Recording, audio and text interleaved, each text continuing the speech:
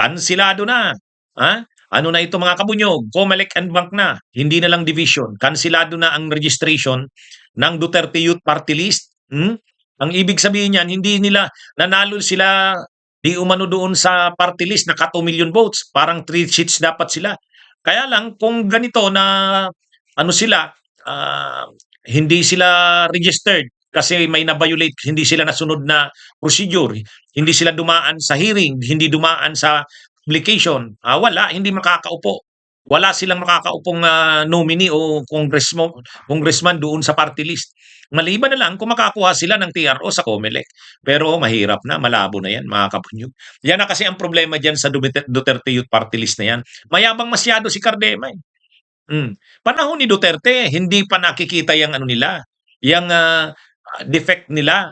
Yung defect nila na hindi pala sila dumaan sa hearing nang nagpa-approve sila ng kanilang party list, hindi pala dumaan sa hearing at sa publication.